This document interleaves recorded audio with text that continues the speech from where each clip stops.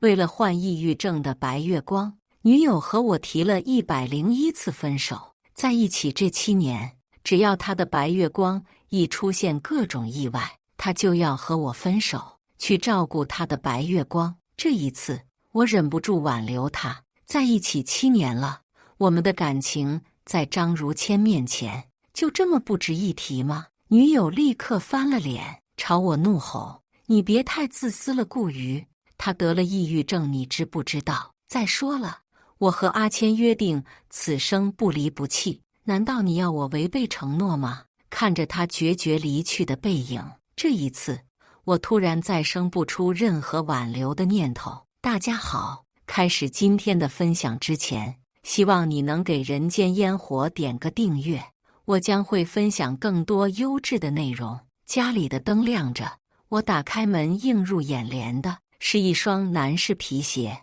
我几乎想都不用想，就知道这肯定是张如谦的。果然，一走进客厅，就传来了男人温柔又虚弱的声音：“佳佳，你不用这样照顾我的，万一顾瑜回来看到了，又要误会我们了。”我自嘲的一笑，刚想说我以后再也不会误会你们了，宋佳的声音就响了起来。他就是嫉妒心太强了，嫉妒我对你好。你现在是病人，应该好好休息，不要一天到晚想那个坏男人。这里是我家，他根本不敢造次的。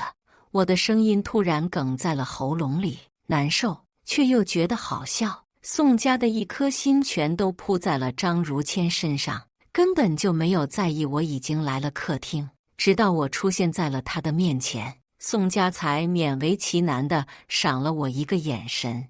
没看到阿谦在这里吗？赶紧去给他倒杯水。对了，晚上阿谦要吃红烧鲫鱼，你去买2条回来煮一下。我在这个家里就像一个仆人一样，被宋佳使唤来使唤去，可是他从来都没有想过，我也是一个活生生的人，我也是有心的。这一次，我不想再忍了。你要是想照顾病人的话，大可以自己去做，没必要什么事情都要命令我。我刚说出这句话，宋佳就不可置信地瞪大了眼睛，因为从前的我从来都不敢忤逆他的命令，更不会对他说出这样的话。宋佳当即就变了脸色，开始威胁我：“顾瑜，我看你真的是越来越不知好歹了。阿谦是个病人，我要忙着照顾他，哪里有时间去做饭？”我冷笑着嘲讽他：“你不是已经要和我分手了吗？那我想，我也没有必要去为一个跟我无关紧要的人做这些事情。忘了告诉你了，我回来只是为了收拾行李而已。”张如谦连忙剧烈地咳嗽了几声，随即眼眶就红了起来：“对不起啊，瑜哥，都是我的错，是我破坏了你和佳佳的感情，我真该死，我怎么现在还不去死啊？”又开始了，张如谦又开始了他这副情真意切的表演。可惜的是，只有宋佳会信。我明明什么都没有做错，可宋佳却开始指责我：“都是你害的，你明明知道阿谦有抑郁症，你还要这样刺激他。我告诉你，顾瑜，要是阿谦出了什么事，我要你陪葬。”我低着头冷笑了几声，没有说话。但是我知道，我和宋佳之间已经彻底结束了。我没有再反驳什么，只是默默收拾好了行李。看到我拖着行李箱，宋佳的脸色有一丝慌乱，但是转瞬即逝，他又开始用那副高高在上的语气指责我：“顾瑜，我现在可以给你一个机会，只要你跪下来给阿谦道歉，我就勉强不和你分手，怎么样？”我连一个眼神都没有给宋佳，冷冷地撂下了一句：“不必了”，就离开了大门。我仿佛听到了身后张如谦低声的啜泣声和宋佳歇斯底里的大吼，但是这一切已经彻底远离我了。宋佳，过去的这7年，就当我的真心喂了狗吧。在彻底离开宋佳之前，我还有最后一件事情要做。那就是拿回属于我的一切。当初和宋佳谈恋爱的时候，我为了和他结婚，买下了那套房子。那个时候，宋家满怀期待地对我说：“阿瑜，你买了这套房子，为了向我证明你爱我，房产证上只写我一个人的名字，好不好？”我当时几乎没有犹豫，立马就同意了他的说法。可是，就在我要在房产证上写上他名字的前一天晚上，我在学校里看到了和张如谦纠缠在一起、吻得难舍难分的宋佳。在我兼职的学校，我知道张如谦在这所学校念研究生，但是好巧不巧，博士毕业之后，我也被我的导师邀请到这所学校来担任他的助教。但是我没有想到，他们在我工作的地方，当着我的面给了我一个响亮的巴掌。被撞破之后，宋佳没有丝毫的悔改，他理直气壮地质问我：“阿谦得了抑郁症。”我安慰他一下：“怎么啦，谢宇？你能不能别总是这样，以小人之心夺君子之腹？我是小人，那他们是什么？贱人吗？”从那天开始，我就对宋佳的信任渐渐崩裂了。我一直期待他可以悔改，但是可惜的是，换来的是一次又一次的失望。宋佳开始明目张胆地把张如谦带到家里面来，当着我的面为他端茶倒水。我在这个家里就像一个电灯泡一样。我刚开始的时候还会气愤，会质问，可是换来的只有宋佳的一句：“阿谦都已经是抑郁症的病人了，你就不能让他吗？为什么总是要这么小肚鸡肠呢？”顾瑜，我认识的你不是这样的。谈恋爱这6年，我几乎就忍受了6年这样的生活。我知道我对宋佳已经彻底失望了，可是真正击碎我心里最后一道防线的，是我们在一起的第6年周年纪念日的时候，宋佳对我提了分手。我已经决定了，我要对阿谦不离不弃，这是我们的约定。回去之后，你自觉一点，收拾行李走人吧。这么多年，我对你也腻了。我忽然就觉得有点想笑。宋佳霸占着我的房子，用我的钱养别的男人，到头来却要赶我走。我究竟谈了一个什么样的白眼狼啊？事后，宋佳又以为我会像从前那样挽留他，但是可惜的是他错了。我不仅不会挽留他，还会让他带着他的白月光一起从我的家里滚出去。宋佳现在都不知道，房产证上只有我一个人的名字。从他背叛我的那一天起，我就已经开始防备这个女人了。我给他看的都是伪造的房产证的照片。宋佳为了保险起见，还要求我把房产证交给他保管。我交给他的那一份自然是假的，可惜这个女人足够蠢，没有看出来，反而还高兴了很久，连续好几天都没有回家。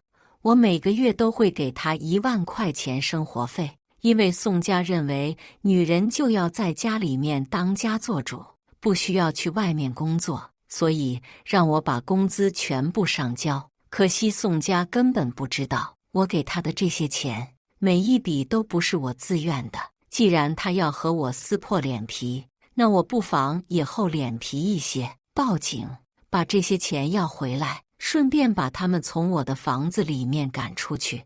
我很快就联系了我的同学，找好了律师，帮我申请了诉讼。夏律师是个精明强干的女人，虽然长相甜美，做事却雷厉风行。在了解了我的诉求之后，她爽快地点了点头：“放心吧，你只要负责花钱，我会帮你搞定一切的。”果然，没过几天，宋佳就给我打来了电话，他换了个新号码，因为之前的已经被我拉黑了。一开口就是气急败坏的斥骂：“顾瑜，我没想到你是这么恶毒的人。我们谈恋爱之前，你给我的每一笔钱，你都是自愿赠予的。你现在居然想要回来，也太不要脸了吧！遇上你这样的男人，我之前真是瞎了眼了，我就应该……我真的是被气笑了。这么多年，宋佳没有出去赚过1分钱，张如倩也是个普通学生，在宋家借了钱，让他去报了考研补习班，之后花了5年时间，才好不容易上岸。家庭条件更是一贫如洗。可是宋家每天背着 Prada 的包包，张如谦穿着高定的私人西装，这些钱到底是从哪来的呢？都是我的，我凭什么不能要回来？我听着电话那头气急败坏的声音，忍不住笑出了声。那你既然这么硬气的话，当初为什么不跟一贫如洗的张如谦在一起呢？因为阿谦他当时生病了，我跟他在一起会让他病情加重。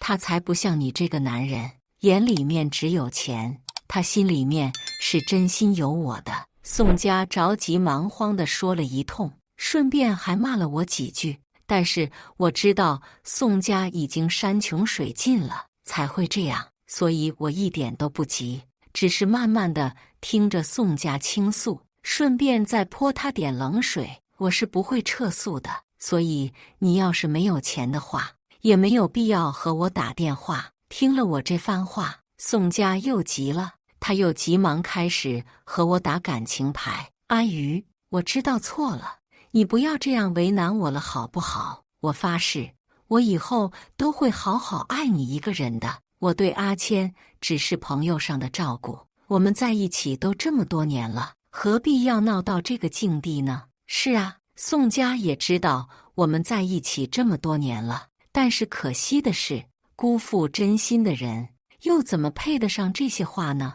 我最后一次冷冷地警告宋家，我劝你们尽早从我的房子里面搬出来，自己识相一点，不然的话，法院的传票很快就会到你手里的。宋家，你这些年拿着我的钱补贴了不少给张如谦，别以为我都不知道。一听到我又是因为张如谦才对他讲这些，宋家又像瞬间拿捏到了我的把柄一样，开始高亢了起来。说来说去，你不还是因为嫉妒阿谦，所以才这样的吗？顾瑜，你都多大个人了，能不能不要像小孩子这样？行吧，我这次就勉为其难地答应和你复合，但是下次我不再希望有这样的事情发生了，否则我再也不会和你复合了。上天能生出来宋家这样自负的人也是个奇迹。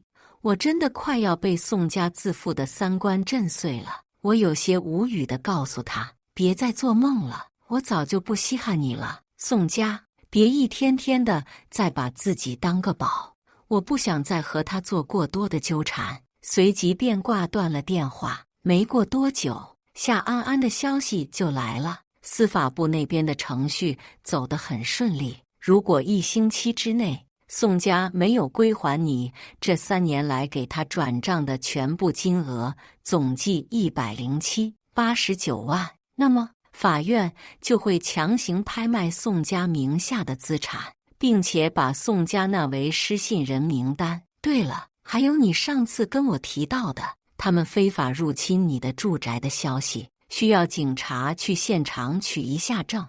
你的房产信息法院已经核实过了，没有任何问题。如果宋家他们后续1周还继续住在你的房子里的话，将由法院强制执行搬出。我长舒了一口气，这个时候不得不感叹国家法律的强大。要是我一个人单枪匹马的，哪能对付这些刁民啊？感谢夏律师的帮助，我给夏安安发了个大红包，表示这是一点小心意。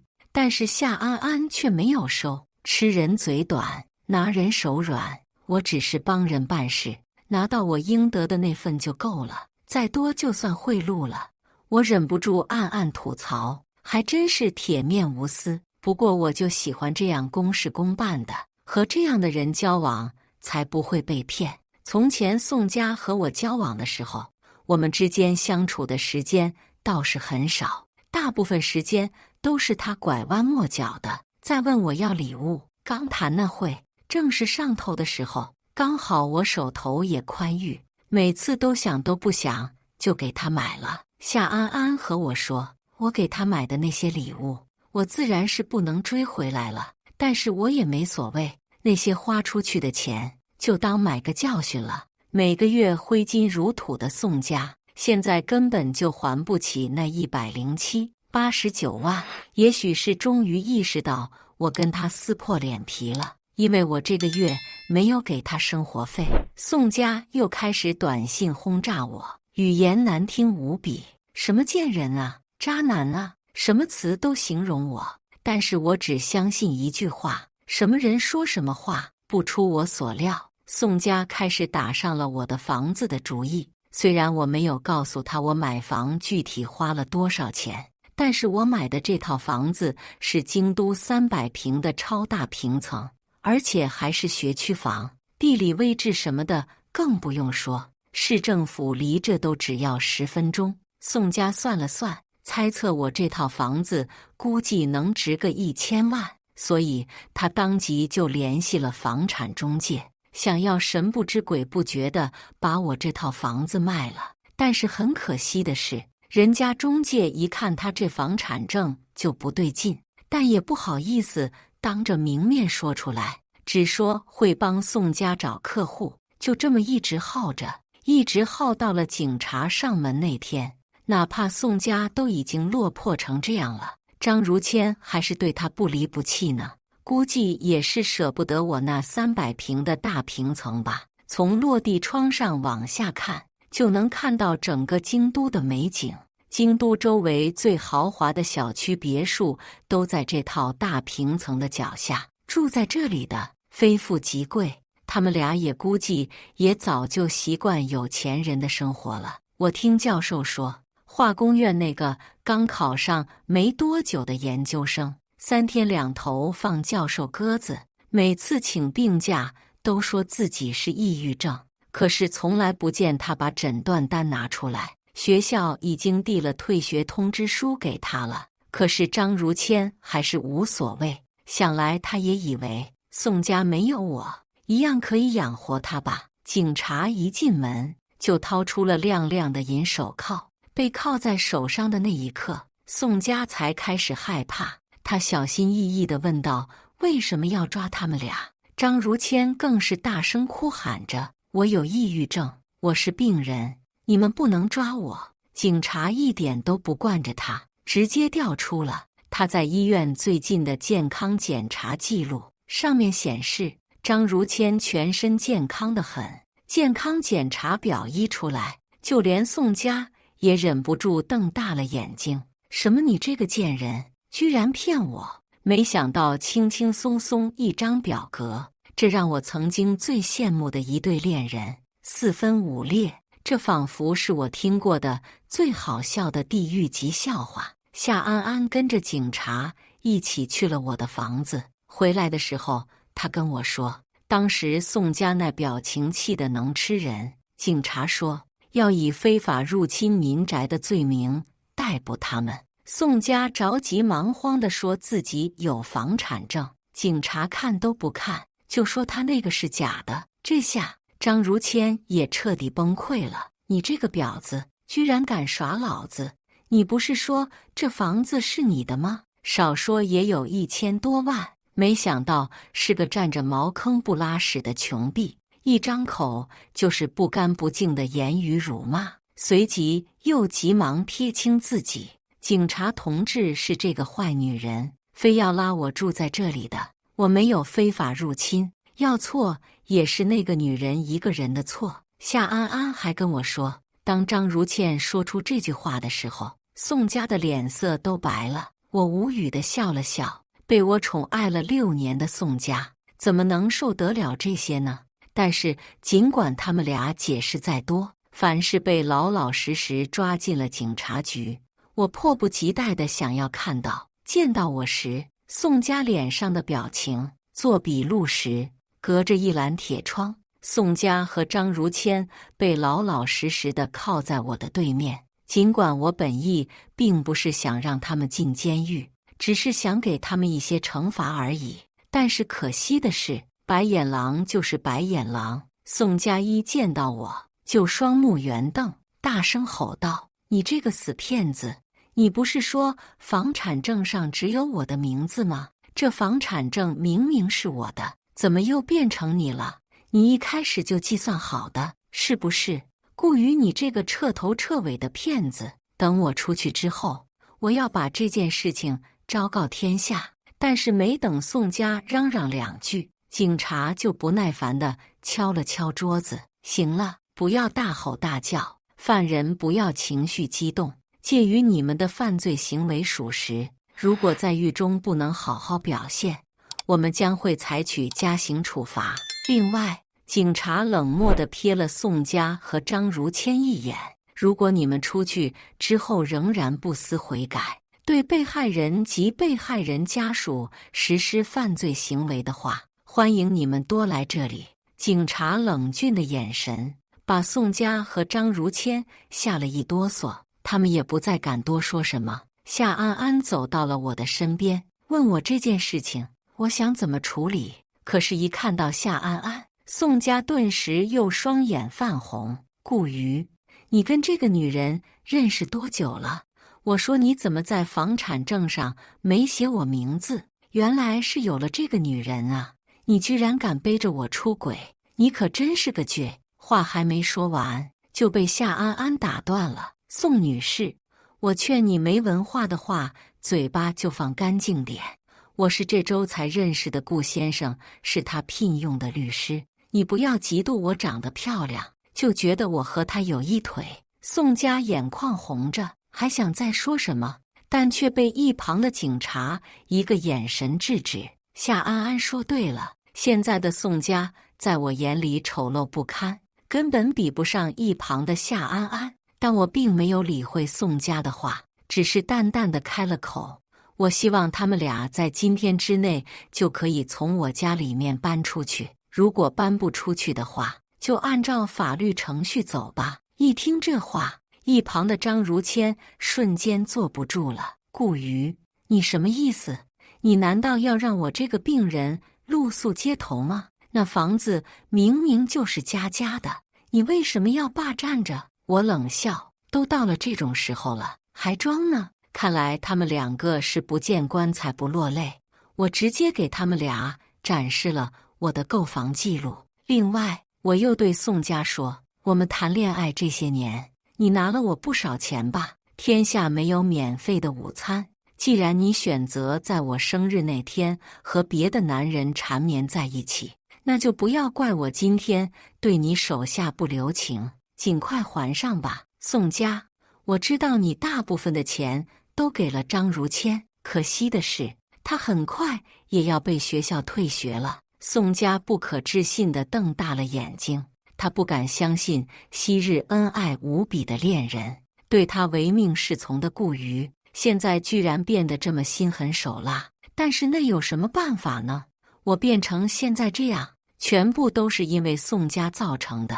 一番考量之下，宋家艰难地开了口，我会尽快地搬出去，能不能不要让我进监狱？还有，既然你给我的钱是我和张如谦一起花的，那我是不是只要还我的那部分就行了？张如谦的那一份让他自己还。我挑起了眉，这个想法倒是有意思，不过我还挺喜欢。夏安安看懂了我的意思，点了点头，表示这一项将会后续加在文件上。见我同意了宋家的说法，张如谦忍不住在座椅上面剧烈地挣扎了起来。你这个死女人，臭婊子，臭不要脸！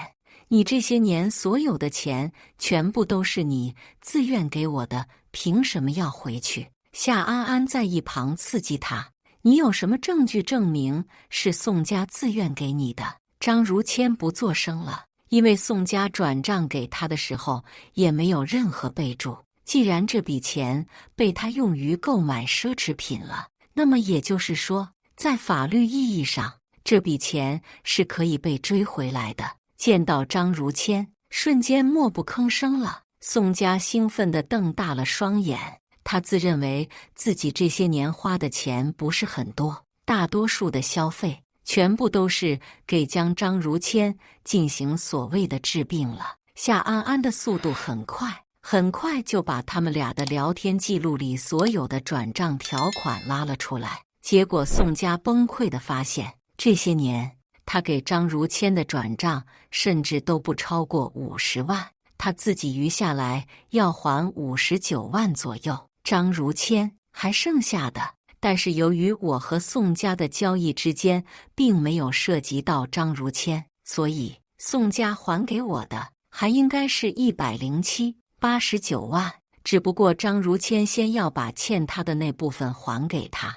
一旁的警察冷冷地开了口：如果你们1周之内没有还上钱，就会被纳入失信人名单，从此再也不能购买飞机火车票，各种消费也会受限制。另外，你们的东西也会被法院强制拍卖补偿给顾先生。到了这个时候了，宋家终于低头了，他眼角含着泪，梨花带雨地求我：阿姨，我知道错了。虽然谈恋爱期间我是偏心了一点张如谦，但是那是因为他跟我说他得了抑郁症，他道德绑架我。我本来也是想好好的跟你过日子的，我是想嫁给你的，都是张如谦的错，都是因为他骗了我这么多年。听了这些话，张如谦也不甘示弱：宋家，别装什么好人了，你以为我不知道你是什么东西？天生的婊子，你天生就是贱。当初也不知道是谁上门求着我要照顾我，也是你强行要转账给我的。一开始呢，我以为你是要故意显示在我离开了你之后，你过得有多好。后来我才知道你就是贱，你就是喜欢得不到的和已失去的。我看着他们狗咬狗互相撕逼的样子，心里面却觉得无趣极了。与其在这里疯狂的争吵，不如想想钱该怎么还吧。我冷冷地丢下了这一句话，随即便离开了审讯室。我听到身后宋家的大喊：阿鱼，我真的知道错了，求你原谅我好不好？但是恶魔的悔改又怎么能真心相信呢？当天晚上，宋家和张如谦就被灰溜溜地赶了出来。由于前几天警察上门的时候闹得动静比较大，周围的邻居全部都知道了他们俩的光荣事迹。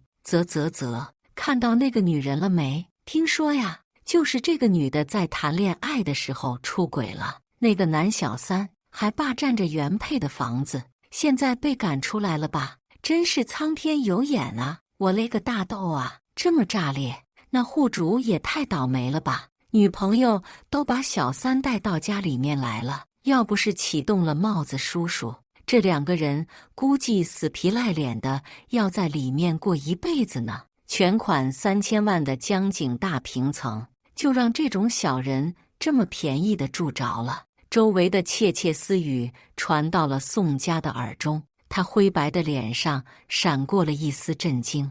3000万，原来顾瑜这么有钱吗？要是自己不背叛他的话，想必也能做一个阔绰的富太太吧。但是这些只不过是他的遐想罢了。由于他和张如谦已经犯下了多条罪状，收拾完东西之后，他们又被关进了看守所。不过也挺好的，省了住旅馆的费用嘛。看到了空空荡荡的大平层，我当机立断一个电话，就叫了个家政服务，将这个房间里面所有他们2个生活的痕迹全部清除掉，床沙发桌子全部扔掉，家具全部拆了，换新的，一直到里里外外，我闻不见一丝人味之后，我才放心地走进了这套我全款拿下的江景大平层，躺在了落地窗旁的吊椅上，俯视着楼下车水马龙的场景，我心里面不免升起一丝悲凉。毕竟曾经我以为我可以和宋家一起这样坐在落地窗旁欣赏这样的景色，只可惜我遇人不淑，到最后差点把自己赔了进去。我请夏安安进来坐了一会，从柜子里面拿出了我珍藏的红酒。月色落下，我喝了点酒，有些微醺，半开玩笑地问夏安安：真的是时过境迁，物是人非呀？想当年，我以为会跟我前女友坐在这里一起把酒言欢，没想到今天居然跟夏律师实现了当年的梦想。公事公办而已，我只是想尽量做到让客户满意。夏安安举起酒杯，敬了我一杯，随即一饮而尽。直到第二天早上醒来的时候，我才意识到昨天晚上喝多了。因为此刻满脸绯红，看起来酒还没醒的夏安安就躺在我的怀里，我连忙把她抱到了卧室，一路上轻手轻脚的，生怕把她给弄醒了。以这个女人的性格，估计醒来之后可能会要举报我耍流氓吧。我有些头疼的去做了一碗醒酒汤，没想到端到房间里的时候，夏安安已经醒了。我有些慌乱的别开了眼，因为此时的她眼神迷离，胸口的领子有些乱，看起来十分性感。我两眼紧闭的把醒酒汤端给她，赶紧喝点，别睡懵了。夏安安懵懵懂懂的接过，随即又是一饮而尽。结果喝完之后，她又倒头就睡。我有些无奈的叹了口气，应该是这几天连轴转的办我的事情，把她给累坏了。既然如此，就让她好好休息吧。我叫了超市快送，准备了一些蔬菜，还有肉，做了几个菜，用保鲜膜包好，放在了桌上，旁边贴了纸条。行了，要是觉得饿的话，把菜放进微波炉里面热一热，吃饱了才有力气干活。写完这些，我蹑手蹑脚地走出了家门。剩下的这些鸡毛蒜皮的小事，我想我一个人也能处理。不出意外的，一看到我出现在了看守所，宋家顿时两眼放光，还以为是我回心转意来接他回家的呢。我冷笑了一声，嘲讽地看着他：“你别做梦了，难道我会蠢到去要一个用我的钱养别的男人的女人吗？我来只是为了提醒你，看守所的日子不好过吧？如果你还不了这100多万，这要到环境更恶劣的监狱里去。不过同样的，张如谦会陪你的，至少你也不用太孤单。”宋家几乎是用一种让人怜悯的表情恳求我。我从来没有见到他脸上有过这样的表情，居然觉得有些可笑。我现在是在扮演他的上帝的角色，能够决定他人生中生死攸关的大事。你要是拿不出来钱的话，我倒是可以帮你想个办法。我挑了挑眉，宋家却两眼放光，只要能让我还上这钱，我什么都愿意做。别，我可是不想让你做什么。我拿起手机打给了一个宋家再熟悉不过的电话，一个中年油腻女生接起，一张口就是不耐烦：“打电话给老娘干什么？我告诉你，像你这种没出息的样子，是做不了我宋家的女婿的，趁早死了这条心吧。”我淡淡的开了口：“宋家进监狱了。”对面的声音立马慌乱了起来：“你个死小子，你在胡说什么？不许这么咒我们家家家！”我将一个眼神递给宋家，宋家就像见到一丝救命稻草一般，大声吼叫了起来：“妈，快救救我！我欠了别人100多万，你那不是还有点私房钱吗？赶紧替我垫上100多万！你是去抢了吗？你怎么欠了别人这么多钱呢？你不会和这个臭小子合伙骗我钱的吧？你这个有娘生没娘养的小婊子！”宋家绝望地开了口：“没有，顾宇早就跟我分手了，我欠了他100多万。”宋母顿时就纳闷了：“你们小情侣之间欠钱什么的，向来都是不用还的。妈早就跟你说过了，男人的钱都应该归女人管着。他问你要，你不给不就是了吗？我现在都已经在监狱里了，你还在扯什么没用的呀？”宋母有些慌乱，她这个农村女人根本就不懂城里的这些弯弯绕绕，那咋整啊？我又没有100多万。宋母的眼神滴溜直转，100多万可是个天文数字，他还准备留着给他们家壮壮娶媳妇呢，怎么能给这个小婊子花了去？你自己欠的钱我也没办法，你自己去求求顾鱼吧。随即便把电话挂断了。见到连自己的亲生母亲都不愿意帮自己，宋佳绝望地瘫倒在了地上。我居高临下地俯视着他，就像曾经宋佳看我的那样，我把他的尊严和自信都狠狠地踩在了脚底。那天去完监狱之后，宋佳索性就自暴自弃了，但是张如谦却不一样。他从一开始的沉默寡言，到后来变得疯疯癫癫，整天嘴里面念叨着什么招魂啊、索命啊、报应啊。带他去做了检查，他却趁机想要逃跑，那怎么可能呢？天网恢恢，疏而不漏。很快，张如谦又被逮捕了回来，检测报告又出来了，果然，他这次又是装病。可能有些人天生就是戏精吧。我无语地看了看检测报告单，真是搞不懂张如谦这种自私自利的人竟然也能成为宋家的白月光，而我这么一个高富帅，在宋家的眼里连狗都不如。夏安安在一旁陪着我看最近的材料。宋家和张如谦两个人连最便宜的旅馆都住不起，每天只能勉强靠买方便面饱腹度日，然后就只能露宿在公园的长椅上。他们的东西被法院该卖的卖，该拆的拆。我大发善心，最终还是把他们送进了监狱。这样的话，他们起码有一个遮风挡雨的地方可以住了。本来以为这件事情过后，我和夏安安的联系也会告一段落，直到有一天，物业告诉我说，有一个丑陋的疯女人在门口大喊大叫，说我害死了她的女儿。我几乎想都不用想，就知道这个疯女人是谁，估计是真的联系不上女儿了，要不到钱了，所以来敲诈勒索我了。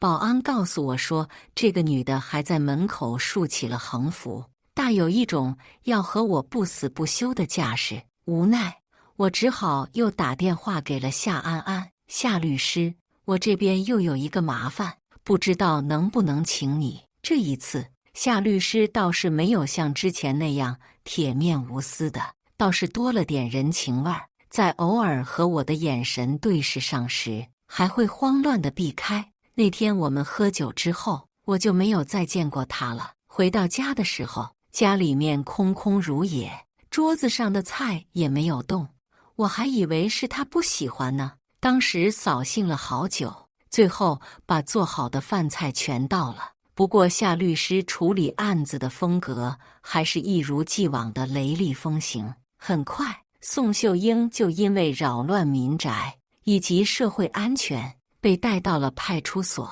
在面对警察的逼问时，他可不像宋家那样害怕，反而一本正经的理直气壮地指责我没文化，还真是可怕呀。没办法，要是没有法律的话，这个社会乱成什么样了？我只能送给宋秀英派出所大礼包了。从派出所走出来的时候，身后还传来了宋秀英的大喊大叫：顾瑜，你这个忘恩负义的白眼狼，我们家佳佳对你那么好，你就把我们佳佳送进监狱，你必须得给我们家一点赔偿，也不要你多，只要100万。夏安安已经在外面等候多时了。我试探性地走向他，夏律师，要不要跟我谈个恋爱？也许你们很多人都好奇，为什么宋家如此的不堪品行，如此的不端，我还会爱上他？因为宋家一开始不是这样的。宋家也在我任职的学校里面读研究生，也算是一个品学兼优、相貌中等偏上的一个女孩子。当时在学校里和张如谦谈恋爱的时候，我就有所耳闻。只可惜张如谦除了脸长得帅点之后一无是处，每到上课的点儿就说自己心口痛，有抑郁症，去不了。我也不知道宋家是真傻还是假傻，每次都相信，久而久之，对宋家的关注也就多了些。我在学校里面也算是个鼎鼎有名的人物，年纪轻轻，博士毕业，身高腿长，皮肤白，还有钱，几乎满足了学校里面每一个年轻女孩对未来完美对象的幻想。我也一直以为我这个完美男人会找一个完美女人，比如夏律师这样的。但是可惜的是，造化弄人，在一个下雨的夜晚，我看到宋佳在宿舍楼下等张如谦，但是大概可能是因为抑郁症吧，张如谦始终都没有出来。这个女生连个伞都不带，这样在宿舍楼下面淋雨。我是个很绅士的男人，实在是有些于心不忍，所以就给她撑了伞，将她送回了女生宿舍。到了宿舍楼下的时候，宋佳突然抱住我：“顾老师，我可以当你女朋友吗？”看着宋佳那副可怜的样子，我竟然心一软，就同意了。因为我也觉得张如谦不是什么好男人，我是个只要一谈恋爱就会很上头的男人。即使我的心里并没有很爱我眼前的这个人，但是我依旧会对他很好很好。我每天会接宋佳下课去吃饭，会给他开小灶，有的时候也会满足他一些虚荣的愿望，比如给他买一些女孩子都喜欢的东西，包包啊、香水什么的。因为我知道女孩子要富养，让她看到了这些东西之后，才不会被外面的花花世界所骗。结果我的真心并没有得到回报。有的时候我的学生下课的时候来问我问题，一个女孩子大概是有些愤愤不平，忍不住就说了出来：“顾老师，你人这么好，为什么要找那个爱慕虚荣的宋佳当女朋友啊？”我微微一愣，不知道他说的是什么意思。后来我才知道，宋佳每天拿着我送给她的礼物在外面炫耀，拿着我的钱请同学们大吃大喝，当然只请他喜欢的人。但是其实这些我也觉得没有什么。直到那一天，有个学生打电话告诉我说，宋佳和张如谦复合了。我当时一笑而过，可后来却被现实啪啪打脸。他们就那样水灵灵的在我的教职工宿舍楼下面亲上了。因为宋佳知道我从来都不住在那里，那既然是这样的话，我想我的绅士风度也没有必要留给一个忘恩负义的白眼狼了。以上就是今天分享的故事，大家有什么想说的、想吐槽的，欢迎在下方评论交流。也更希望能给人间烟火点个订阅，我将会分享更多优质的故事内容。